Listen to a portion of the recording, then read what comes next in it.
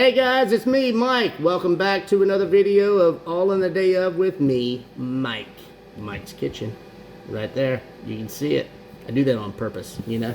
I do that on purpose, just so you guys can see that placard up there, because it is my kitchen. Everyone else stay out. Stay out of my kitchen. No, I'm just joking. Anyway, so last weekend, we went in to visit Mom and Pop. Went to church on Sunday, all that good stuff. I told you guys I was going to make her bread. I made her bread. Needless to say, an entire loaf was gone Saturday night. I made it at like 6 o'clock that night, maybe 7. And an entire loaf was gone. It was gone. I think I got maybe one piece. Mom got mad at me because I tried to get one piece, and then they accused me of being in there cutting up the bread to give to everybody else, and I was in there eating all the bread. I can neither confirm or deny if I maybe had one, maybe two, while I was in there doing some sampling. Okay, had to make sure it was safe for consumption, right? You got to make sure it's safe for consumption. Anyway, and then of course they were eating the other loaves the next day after church. I think the bread was gone Sunday afternoon. They had it for 24 hours. It was all gone. Crazy. Anyway, my mama loves bread. The only other person other than my mama that loves bread is me. Again, you don't look like this without liking to eat. That's all I can say.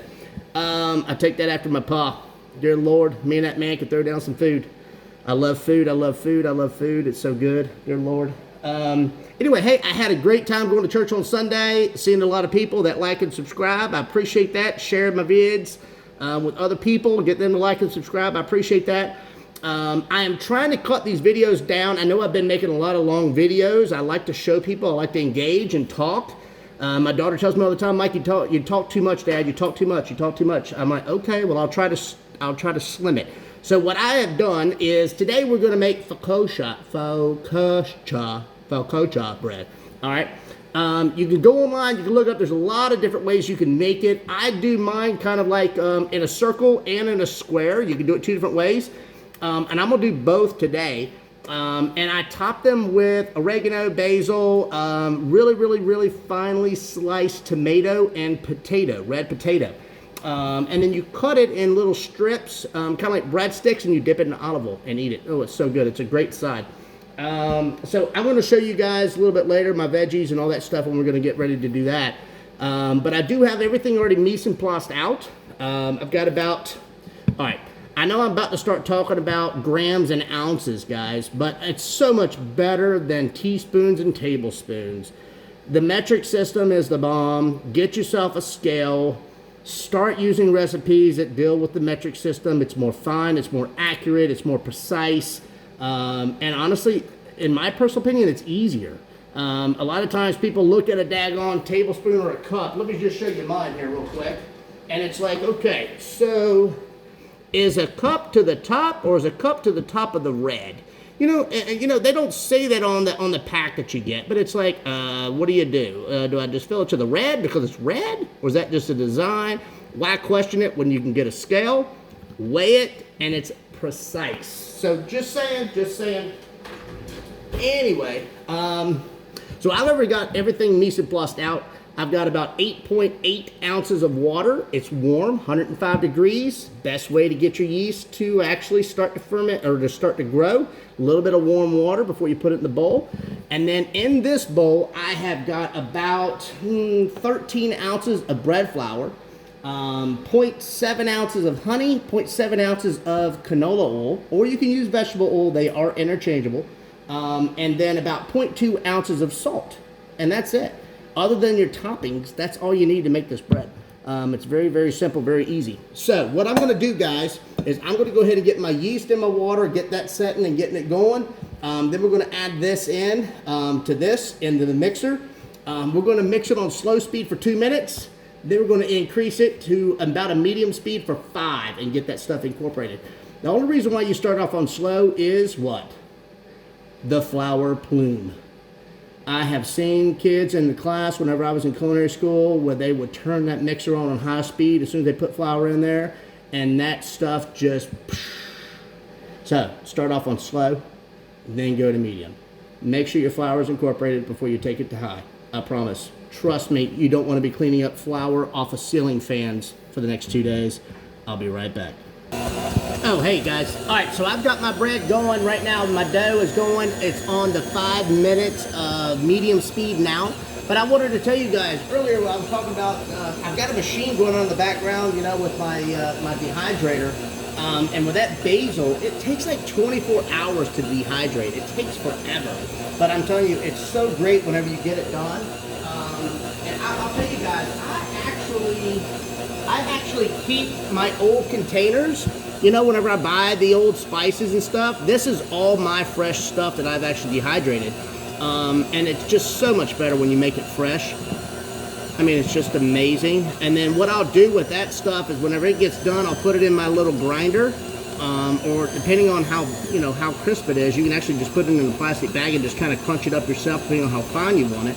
But you can get like what do you call it? Like a coffee grinder. Just put it in the coffee grinder and just grind it one or two, you know, pulsate it a little bit just to get it kind of fine. That's what I do with my spices. I do basil, I do oregano, thyme. Of course, I make my own salt and my own pepper mixtures. When I do pepper, I always use all 4 colors. I always use black, red, green, and white. So when you mix that stuff together, it's so wonderful. The fragrance of that pepper is so great. I just never use black pepper. I use all 4. And you can buy the peppercorns, not, you know, you can get the ones where you got the little turner thing, you know, to grind it. But you can actually buy the big bottles. You can open it up, put it in a coffee grinder, and do it yourself. And I'm telling you, it's so much better when you use all 4 different kernels of it. It's so much, it's so much better. But anyway, I'll be right back. Almost. Oh, it looks so good, guys. Mom, I'm sorry that you're not going to be here to get any of this bad boy. I'll be right back. All right, guys. So I am done with my mixing. I have got a flour bed right here. Because what we're going to do is we're going to take it out of our bowl. And then we're going to let it bench rest. What that basically means is sit on the countertop. So we're going to let it bench rest for about 20 minutes covered. So I'll lightly cover it with some saran wrap. And then I'll let it rest. So give me 1 second. I'm going to get this out of the bowl. This is where these bench scraper or these little plastic scrapers come into handy, is getting your tacky dough out. They work like a champ. And of course, we're just going to let that bench rest 20 minutes. And then I want to show you guys what I'm going to use for my vegetables. Now, I am pretty good with a knife. I'm not going to lie. I'm pretty good with a knife, but I'm not the best. But if you ever need to get vegetables, i.e. tomatoes, potatoes, cucumbers, zucchinis, anything like that, really, really, really, really thin, I recommend, and I'm going to show you guys, a mandolin. All right. This bad boy here has got the adjustable knobs. You can set the depth of the blade depending on what you want. I've already got my blade set perfectly. You can see my thin little potatoes here. And then we're going to do tomato as well. But these things, you be careful, because I'm telling you, I have actually run it down and this thumb has hit that blade and I have scraped off my skin. So be very, very careful with it. But usually when it gets too small, I just don't use it no more, to be honest with you. That's just my opinion. But I mean, for the amount of time that it takes, I mean, look at that. I mean, those are absolutely perfect, perfectly thin sliced. So mandolin, I'm telling you, they're great to have. I think you'd enjoy one. This little piece here, I'll put it in my compost bag and feed the flies. So we're going to do a tomato as well. I always do the bottom, get rid of the bottom part, and then just hold on to the top, because by the time you get past your middle part there, you're already a fourth into the tomato anyway. So I just start there. Now with a tomato, you got to be kind of careful not to push too hard, because you'll actually tear and rip the tomato.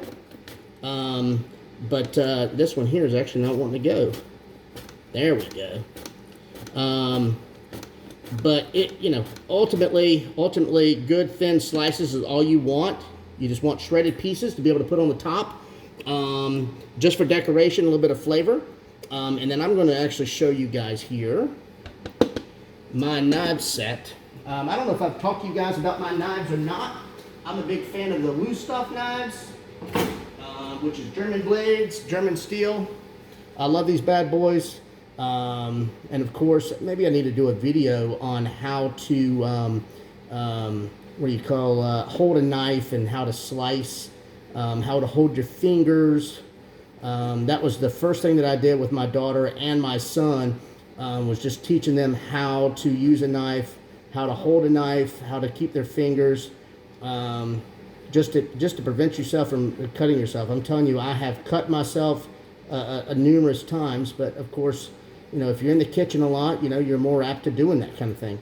But you know, just doing some thin sliced tomatoes with the knife to be able to put on the top. And of course, remember, with making this kind of bread, it's all optional. You don't have to do that. You know, it's just something I like to do. It just tastes good, and it looks good too. But anyway, we'll be right back. All right, hey guys, we've got about 2 minutes left on the bench rest for 20 minutes, and then we're going to what they call in culinary school called stretch and fold, north, south, east, and west. And I'll show you how to do that. Basically, you're trying to stretch out those fibers, the gluten fibers, get them to be more elastic, get the bread to rise, you know, that kind of good stuff. So I'll show you how to do that in a second. But hey, I want to touch base. I know I've made a video or two and I didn't have my hat on. I said, oh man, I'm naked. I just want to let you guys know where that comes from. My brother, James, he gives me junk all the time about cooking with this thing right here. This wild, gnarly, awesome bird. Okay, that's what I call it, my bird. So, the only reason why I wear a hat while I'm cooking, other than the fact that I really do love to wear a hat, is to give him one less reason to complain. So, I put my hat on. So, at least then, as you can see, guys, my beautiful, beautiful, flowing hair doesn't get in the food, right? I don't know. He's worried about that. He always says something about my beard dangling over and this, that, and the other. And I'm like, come on, man. Beard hair does not fall out the same way. But anyway, that's where that comes from, the history of that. So now, good technique. Now, let me wash off my hands real quick. But hey, the basil, I just checked on my basil, and it is still not done. So it's probably going to be at least another 2 or 3 more hours. I was hoping I'd be able to put that on the same video just to show you guys, you know, grinding it up and put it in there. But I don't think I'm going to be able to. But this video is a little over 10. No, it's actually at 12 minutes now. So I'm going to just do the quick stretch and fold real quick, and I'm going to stop this video, and then we're going to finish up with a second one, which won't be as long, because basically it'll just be shaping and forming our dough, kneading our dough, putting our little cat paws in there, making our dimples, putting some olive oil, seasoning, spices, letting it proof for about 45 minutes, and then putting it in the baking sheet, cooking at 400 degrees for about 20 to 25 minutes until it's brown. So anyway, all right, without further ado, guys, going to get the dough, got it uncovered. And all we're going to do, guys, is it's literally as simple as a stretch and fold, north, south, east, and west, okay? So here's our beautiful dough. Look at that. I mean, it's absolutely perfect. Look at that. Looks really good. So all we're going to do is we're going to fold it north to south, so away from you to you, okay? Then we're going to fold east to west, west to north, or west to east, I'm sorry, and then south to north. All right, then we're going to flip it. We're going to do it again. All right, one more time.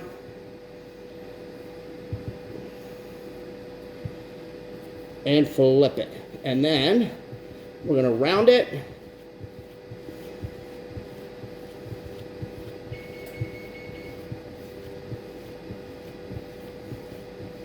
And then I'm going to put it back on my flour bed here. Not flowers and pretty smelling flowers, but my actual bread flour. And if you ever use flour, like if you're making pasta or if you're doing bread and you're using flour on the on your countertop, use the same flour that you use in the bread or the dough or the pasta. You know, don't use all-purpose if you use bread flour. I mean, you can, but use the same flour because it's getting implemented into your dough or it's getting into your pasta. So anyway, so we're going to let this bad boy rest another 20 minutes. I'm going to stop this video. I'll start another one up whenever we get ready to start forming and shaping. Cat paws, and we'll go from there. Talk to you guys soon. Bye.